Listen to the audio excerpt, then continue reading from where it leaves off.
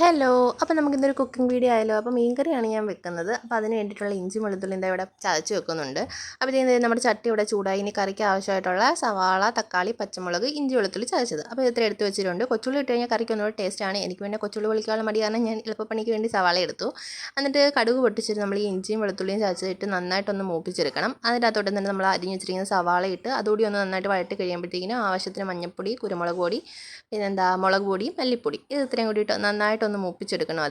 അതിന് ശേഷം പിന്നെ നമ്മൾ അരിഞ്ഞു വെച്ചിരിക്കുന്ന തക്കാളിയും പച്ചമുളകും കൂടി ഇട്ട് അത് കുറച്ച് നേരം ഒന്നുകൂടി ഒന്ന് മൂപ്പിച്ചെടുക്കണം.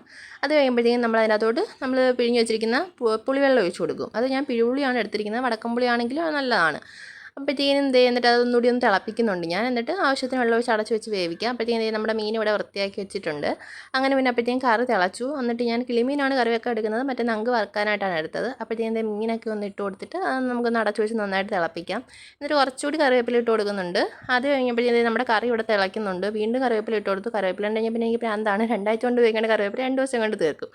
അങ്ങനെ അപ്പോഴത്തേക്കും നമ്മുടെ നങ്ക് ഇവിടെ വറുക്കുന്നുണ്ട്. അങ്ങനെ അതെല്ലാം കൂട്ടി ഒരു പിടി പിടിച്ചു. അപ്പോൾ കൊള്ളായിരുന്നു. അപ്പോൾ ഇന്നത്തെ വീഡിയോ അത്രേ ഉള്ളൂ. ടാറ്റാ.